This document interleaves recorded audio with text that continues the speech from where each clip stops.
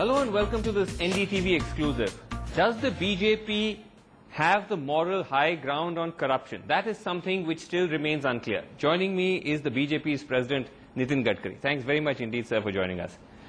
For the longest time in this debate on corruption, you would always lose out on the moral ground because of Karnataka and because of Mr. Yediyurappa. Now, even though he has been removed, there is still a perception that you haven't fully got the moral ground because of the manner in which it was handled. Do you believe that it was mishandled, the entire business of the removal of Mr. Yediyurappa? First of all, this moral ground is also, you explain me. Whether this media has got any moral ground to speak on corruption, whether the people, intellectual people, they have any moral ground to speak on the corruption. Okay. At the moment, we are only on political parties and on the BJP. No, don't target political party. I will tell you one thing. Corruption is such a phenomena which is always everywhere in the society. It is not only in the political party or in the government or everywhere. Let me... As far as BJP is concerned, I don't want to claim that every person a leader in the BJP is non-corrupt. That is not my perception and that is not There are people in the BJP who are corrupt. Exactly, first I want to explain it. I always of the opinion that the party is a system where we can change the motive, approach and behavior of a worker. Okay, Mr. Gadkari, I don't want to go into too many generalities because time is short and you're very busy. But just on the question of Mr. Yediyurappa, do you believe that it was mishandled in the manner in which it happened?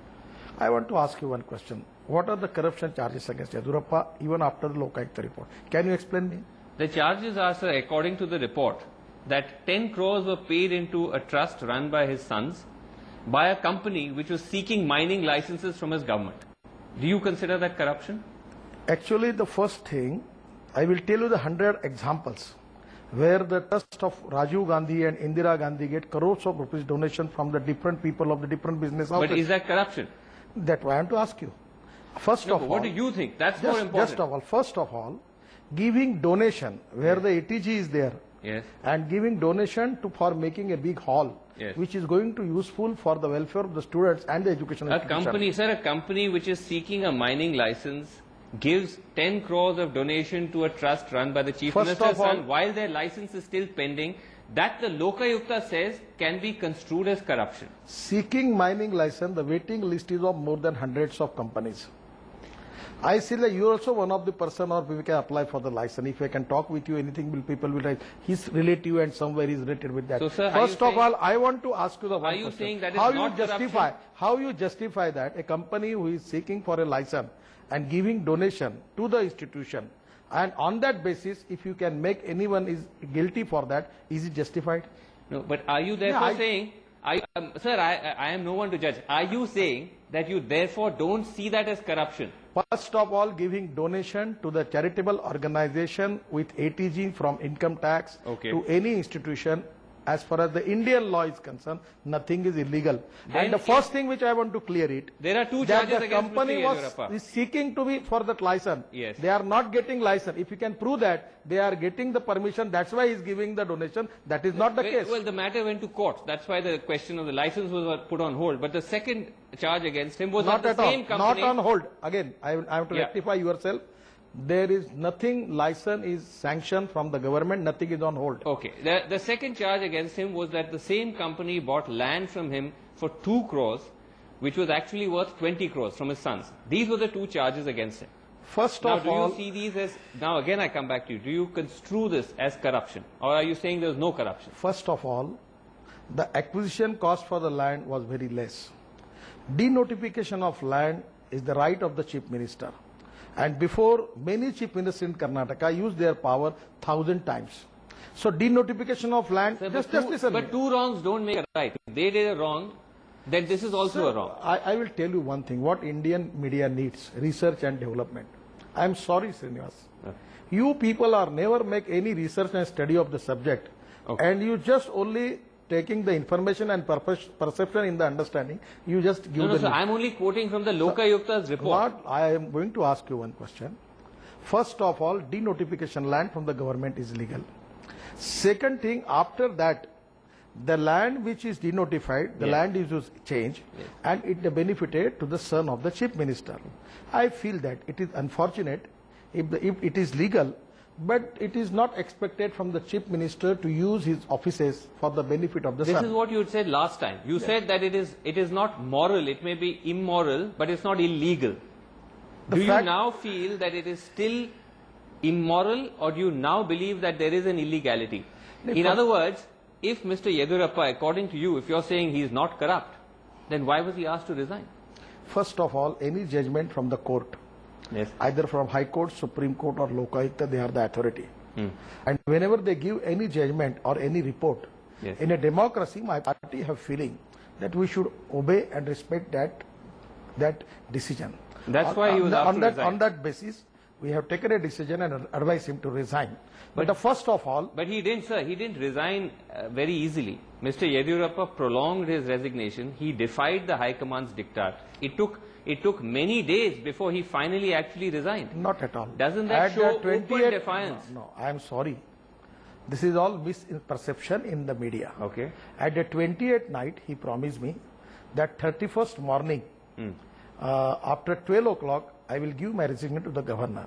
That was some Graha Dasha and some Amavasya and other thing was there. That was his feeling. I permit him, no problem. 28th night is when he had come to meet you in Delhi, when all of you had a meeting, all the senior leaders. I have conveyed him a decision from myself also as a president, that when there is a decision from the Lokayukta, it will not be proper for the party to continue as a chief minister. So my advice to you that you resign. You told him that? Yes, and he accepted. Only he requested me that at the 31st, when Amavasya, some problem was there, as far as the Hindu Panchang, and I don't know, I can't understand all these things. But after that, 12 o'clock, after that, I will go to the governor and will resign. And as for his promise, he fulfilled the promise, and 31st at 3 or 4 o'clock, he submitted his resignation. When you told him that night on the 28th, was he upset? Definitely, if anyone has advised to resign from the post, he is disturbed. His feeling was that why this punishment is given for him, because he is innocent, he is not doing anything wrong. But I advise him, we will fight it politically and legally. But when there is a report from Lokayukta, where I don't want to make any comments on the report of Lokayukta, you understand? I have very much reservation about it. But I respect the decision. And first of all, I advise him that in you said that he followed your diktat, but what happened is after that, he went back to Bangalore. He called a meeting of all his supporters. There was a huge show of strength. They all came to his house. They said Mr. Yediyurappa will not resign. He will have to stay on as chief minister. It almost looked like the BJP had split in half. You had the other supporters of Mr. Anant Kumar supporting their candidates. You had Mr. Yediyurappa supporting his candidates. It was open indiscipline. This was the misconception in the mind of the people. So that's why again at 29, somewhere 6 o'clock at night, again he has given one declaration for him to the media that I am going to resign. Problem is that it is a political party. There are the ambitious people. And in the political activities going on, there may be speculation. But sir, you're a party with a difference. That's why when you have such open divisions coming to the surface, people are very surprised. I appreciate you people. When you appoint anyone as a chief minister, you are free to say your party is a dictatorship party. In your party there is no democracy, no internal democracy, and you can make hours to hours speeches on this. When we go by democratic methods, by the majority, what exactly the person who is the majority is there. As a party president, were you disturbed or were you troubled when you saw how openly the two factions of the Karnataka BJP had come out during this entire process? Did that trouble you at all? First of all, this is trouble to me, because if there is a unanimous decision, I will be more happy. But now I will tell you one thing very, very clearly, that we are a democratic party. We want to go with the democratic measures and systems. When there was the two people who are interested to contest the election, they were claiming that the majority is with us, we have no option. But that did upset and trouble you. I mean, yes, I feel it somewhere to be hurt, because of it's difficult for us to find a solution. But when two people they are claiming that the majority is with them, we have no option. So Arunji and Rajnath Singh ji, they refer me and they consult me. I say if they both are confident and they feel that the majority is with them, let us go. And let's check have an the- election. Yes, otherwise no option, because that prove the democratic credentials of our party. Because from Delhi, Yes. here is a system in many parties in Congress. The legislative party decided and giving right to President Sonia Gandhi, and she will elect the name and declare the name. This is a good type of democracy in Congress party. But in BJP, what I feel, it is from the people what they feel. Let us take the election and find out the solution for that. Mr. Gadkari, can I ask you, you said that because the Lokayukta's order or report does carry some legal weight, that's the reason why you felt you had to take action against Mr. Yediyurappa. But you felt that there was no need for action against the Reddy brothers. Why is that? Why make that distinction? Because they are also indicted in that report. What is the action recommended by Lokayukta against Reddy brothers? It again says that there must be action. I'm going to ask you. There must be action against them. There must be action against them. They must pursue the charges of illegal mining against them. First, I will tell you what they recommended. They recommended that the 4 ministers, they should drop from the cabinet. Yes. And when the Yediyurappa resigned from his post, it means that all ministers are dropped. Now the new ministry is coming. So already the decision of the Lokayukta is to be implemented. But you don't feel that the fact that they are still there within the party as senior leaders, and you also went recently to their puja in Bellary when Sushma Swaraj, your own party colleague, stayed away, doesn't that mean in a way that you're endorsing their actions rather than taking a tough stand against corruption? I am not a such type of people to make a distance. I am not an artificial politician and working in this Delhi political system. I am a blunt and daredevil person. The person, those who are helped the party in the bad days, Yes. when the party was not in majority, that the time of the election when Bellary election was there, Yes. when Sushma ji contest election against Sonia ji, Yes. all these people, they helped to my party. I always remember that. If Even- anything law unlawful with them, they can face the music. Even if They are free for that. they've been indicted in the Lokayukta report, even then, you Now- still feel you need to personally go there? Now I will tell you first of all. I don't want to make any comments on Lokayukta report. Okay. Just wait for it. Why After- did Sushma ji then not go? Obviously, Sushma ji felt uncomfortable enough to distance herself. Why did then you Sushma have to ji's go? reason is actually there was the death of her brother in the family for the 1 year. She don't want to go to any temple. That's why some reason was there. But actually, Sushma ji also a respectable leader of the party. I am also president of the party. Yes. Our duty is that we are always with our workers and MLAs. Who If have anything that- helped you in difficult times? So first of all, if they commit any mistake, they have to face the law and the consequences what they are. So they will not be inducted in the So they are not going to be in the cabinet in Karnataka. That is clear. It is the privilege of the chief minister that he will decide whether what person he want to take or But not. you would prefer that they would not be in the cabinet. First of all, it is a right of the chief minister. As a president, I don't want to say like other party that she should take that list to the Delhi and I will clear the name of the minister. This is not the system. In the But party. you have no regrets about going to Bellary and attending the function of the Reddy brothers. First of all, No regrets? no regret. I will tell you, still, there is a report from Lokayukta. Yes. The Reddy brothers have also challenged the report. The law will take its own position, whatever it thing may be. If they find guilty, they have to face the consequences. But I will tell you one thing. Suppose anything happen against anybody which is belong to your institution. Suppose in media if it happens, why not your media has taken action against them? Sir, we are not debating the media here. We are only talking about the parties. No, I am very much reserved about this media also. No. So on Dude, we'll have a these double separate standards interview. are not good. We'll have a separate interview on the Ah. media. I want to ask you about Anna Hazare. It's still not entirely clear what is the BJP stand on his latest fast. Are you supporting his fast, or do you have any reservations about it? First of all, Anna Hazare never asked for the BJP support for his fast. No, he didn't. Never. But Never asked. he has come and met you about the Lokpal bill. As and far his as the views on that. Lokpal bill No, is I'm come. now asking you, I'll come to the Lokpal bill, but at the moment I'm just talking about his First latest of- protest and his First fast. of all, we respect Anna. And whatever the difference of opinion and ideology base, it may be with the Congress party, BJP or Anna, it may be. Yes, But the essential the question of this country in the democracy is yes. whether any person has right to make any agitation against corruption, whether he has right to take any morcha, gherav, या fast against corruption? That is the fundamental question now arise. So you support his right First to of go all, on fast? first of all, the way in which Congress party is behaving, it is undemocratic, and just it is an indication of starting of emergency in the country. Sir, The can I way tell in you- which the fundamental right and freedom of speech in danger. Sir, Now, can this is I not tell a you way. what, can I tell you what your ally in Maharashtra, the Shiv Sena, has said? They said that the government should not bow before Anna. They say that Anna should not be allowed to go on fast. They believe that nothing is going to be solved through going on fast. They have a very different view. So, I don't know, but in a democracy, everyone, either it is CPM activist, either it is RSS activist, either it is Congress activist, either it is BJP activist, or any they person should be belong allowed to to go any on political party. India is a democratic country. We have a democratic system. We have faith on the democratic system, and everyone has right, and as per our constitution is there, it's a fundamental right is there, freedom of speech is there, That and he this should is a be- democratic right. Will You cannot stop the democratic right of an individual in the democracy. you- That is the basic question. Will you be joining him? Will someone, leaders from the BJP, go and join his latest if agitation? Anna invite me, I will think about it.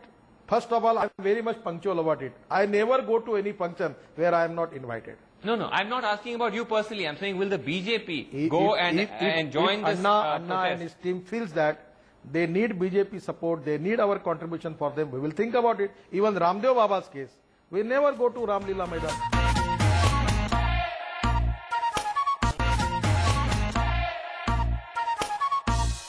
I want to ask you then very quickly about the Lokpal, because he has come and met the BJP as well as other political parties. Do you believe that, apart from the actual bill itself, and I'm sure you will say that you want a strong Lokpal bill, that the manner in which they've been pushing for the bill, is that the correct way? Or do you believe that Parliament ultimately is the decider of all legislation? And that it can't be left to the hands of activists? First of all, the Parliament is supreme, and it is the right of the Parliament to pass the bill. As far as the democracy, Not pass, actually draft. They're saying that we are drafting. Parliament will have to pass it, but the drafting process, they were involved. No, Do you believe that that was wrong and it's the No, right no. of Parliament? Drafting is the right of the ruling party. If the ruling party in the democracy, the minister want to consult with the opposition party, it is expectable, because we are expecting from the minister to consult with the opposition party. So Parliament is supreme on matters of 100%. legislation. No parliament bill cannot be drafted anywhere out of the parliament. But sir, you're not letting Parliament function. Who says? The BJP, every day protests Where? the protests are holding up No, Parliament. only the things when such a things are happening in the country, we have to protest them. Otherwise, we are working. You remember? Is this newfound aggression in Parliament? Many say it's because of Nitin Gadkari. He is urging the leaders in Parliament, Sushma Swaraj, Arun Jaitley, to be more aggressive, to confront the government even if it leads to adjournments. Is that true? I feel that. No, this is not true, but I feel that. The way in which UPA is behaving, the way in which the principle of democracy is demolished by this Congress party, the way in which the corruption practices are going on, the scandal of 1,76,000 crores in 2G spectrum, the scandal of 26,000 crores in Commonwealth Game, the way in which the Shuglu committee and the CAG have already stated what are the people who are involved in it. Now, if the people who are involved in corruption and those who are responsible for this misappropriation of funds, Yes. why the Prime Minister also is involved? He is also related with the issue. And the Congress party and UPA is expected. Yes, So if the therefore- Raja is there, we will take the action. But if Sheila Dikshit is there, we cannot take action. So therefore if you Manmohan feel Singh is that- there, we cannot take action. So you therefore feel that you must take an aggressive stand in Parliament, even if it leads to Parliament being stalled, days of Parliament being of the session being lost. I have not any intention to stall the Parliament, but I expect that this is the time for my party to be aggressive on this issue, because the people of country, they are expecting from us aggressiveness to fight against this corruption and the price rise and the wrong policies of the Congress party. But I want to ask you in conclusion, Nitin Gadkari, when you came as party president and I interviewed you at that time, many were not sure whether you'd be able to hold your own amongst your colleagues, because they were such senior colleagues and there was a fear that you would come to Delhi and you would be eaten up by them. Are you now your own man? Are you able to assert yourself? Now, about my assessment and analysis, you are the judge. But I will tell you one thing. I am happy. I am working for my conviction. My feeling is politics is an instrument of socio-economic reform. I am doing my constructive social work, and politics is a conviction for me. And the second thing which I want to tell you, which in the idea in my mind, we should not only fight against this negative point of the UPA and Congress party. Now it's a time for my party that how we can fight with this corruption, what are the economic policies this country need, how we can increase the employment potential, how we can eradicate the poverty, how we can give more importance to the agriculture and rural sector to sustainable their life. These are the main issues for me. Okay, and we are framing the policies for that. That's a very statesman-like answer. You asked me what my perception is, and I don't know about mine, but there's a perception generally amongst the media and amongst certain opinion-making sections that while you may be making the right noises, you occasionally say things which land you in trouble. Most recently, when you made that remark about Sonia Gandhi and saying Sonia Gandhi talking about corruption is like Pakistan trying to fight terrorism. Was that a necessary remark in hindsight? I feel that. Do you regret saying that? Not at all. I don't regret. You don't regret that at all? Not at all. And nothing is wrong in it. Is there anything is unparliamentary in it? Anything bad words are there? It's a personalized. It's a very personalized attack on a very senior politician. I am not talking personal attack. You mentioned Sonia Gandhi by name. What I want to give the message as a party president, Sonia ji, are not very much serious about the corruption of the Congress party. I have got the ground for that. So there are in Commonwealth game, there are everything is approved by the Manmohan Singh ji, not only Suresh Kalmadi. Why Sonia ji not taking action against Manmohan Singh? So why she is not taking action against many ministers? So even the Raja, who admit in the court that... you don't have any regrets about that statement? Srinivas ji, I am a blunt man. I am not working on the basis of the perception. I am working on the basis of ground reality. The second thing... I am started my political work from my grassroots. I am not going to bother what people and media feel about me. What I feel correct, I will argue it. I will go ahead with my own conviction. I am not going to bother about anybody. The other thing which you said in a recent interview to Tehelka is where you said that the Ram Mandir is going to be the #1 issue for the party in Uttar Pradesh, in the Uttar Pradesh elections. Sorry, this is the wrong perception, wrong interview. Even I don't want to quote the name of that paper also. This is the false story. I never say anything. You never said that. But do you believe, independent of whether you said that in the interview, that the Ram Mandir issue is going to be the main issue for the UP elections? I just tell you, Ram Mandir is not a political subject. If BJP get elected, it means the Ram Mandir जीत गया, राम जीत गया, ऐसा नहीं है. We feel that this is not a political subject. This is a subject related with our culture, our past history, and Ram, we have a faith. All of people belongs to different political party. They are all faith on Ram. We don't want to make politicalize the issue of Ram Mandir. We need cooperation from all sections of the society, from minorities also, to build a big Ram Mandir in Ayodhya. Okay, that's a dramatically different response to at least what was attributed to you earlier. Thanks very much indeed, Nitin Gadkari, for talking to us and being as frank and as blunt as ever. Thank you very much. Thank you.